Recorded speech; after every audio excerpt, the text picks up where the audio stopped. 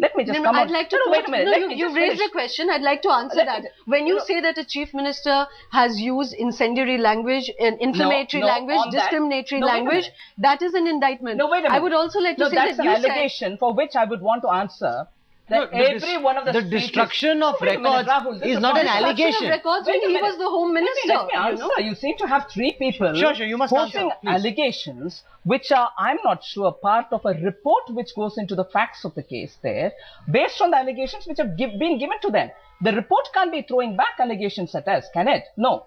But the answers that I want to give you, based on the kind of report that you're telling me, is the speeches made by Modi have all been recorded. And those recordings are available with the SIT, and I'm also sure is a part of what has gone into the Supreme Court. I'm sure the Supreme Court is going to take cognizance of it, the content of the speeches, the context in which they have been made, and I have extreme faith, we as a party have extreme faith, both in the SIT and the Supreme Court, that they will take into cognizance and speak about it rather than speculate on the allegations itself. Okay, let me also go across to Javed Anand. These are not speculations or allegations. We have scooped the report, we have read it, and we have put it out fairly in exactly the tone in which it has been written. Your argument on the fairness has already been taken when you presented it to Swapan also, that you have not gone in for a biased view. You're giving a interpretation as you've got a culled out report from wherever. But the fact remains on the prosecution.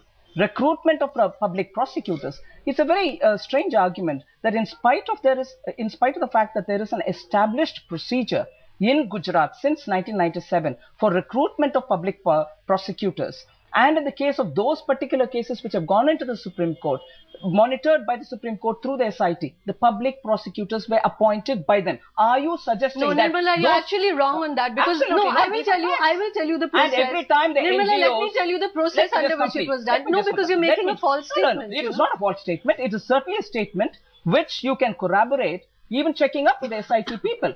Now, whenever the appointments have been made, as regards the cases which are in the Supreme Court, the appointments of the public prosecutors were made by them. And the government of Gujarat has not even asked a question. And even after that, as regards the cases which are in Gujarat, whenever voices have been raised about a particular public prosecutor, immediately the public prosecutor has been changed. Okay, let me go across. If all this has not been done, and to Javed Anand, want to point out on the RSS members, I'm sure there are several Congress members who are also public. Okay, Javed Anand is listening. I must bring him. Shoma, I'm coming back to you. I just want to explain this. I'm sorry, Shoma.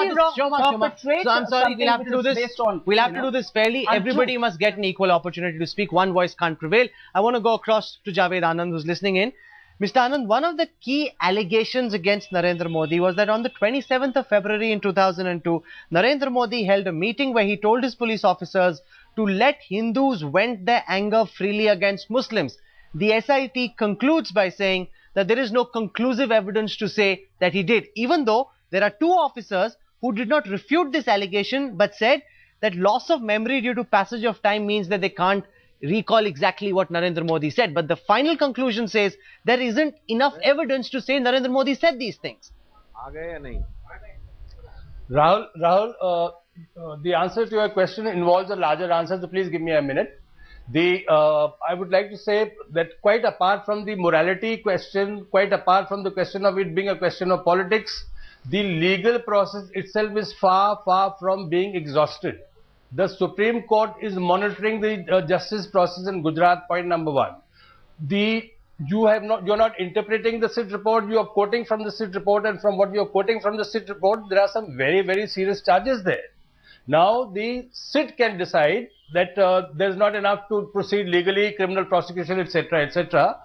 Perhaps the Supreme Court would have a different view of it. This report was put before the Supreme Court in May. They appointed an amicus curiae to look into the report and suggest a certain course of action.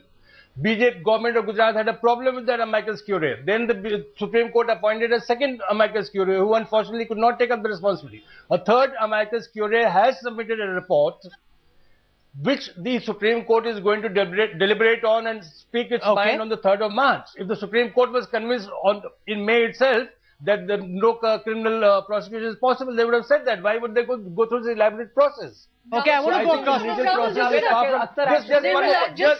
There's a very important fact that must be brought to everyone's mind, which is that in the same SIT report, even as they say that there is no evidence to show that Narendra Modi actually said this, the same report says that the police officers who were present at the meeting and were questioned have no reason to really speak the truth because many of them were rewarded, many of them are still in the service of the government, and the SIT report says that almost with pain that none of these officers seem to be speaking with an open and frank mind. The number two thing is that the two retired judges have also deposed before the SIT to say that Haren Pandya, who was murdered soon after he gave this deposition, also testified to the fact that Narendra Modi had made this extremely inflammatory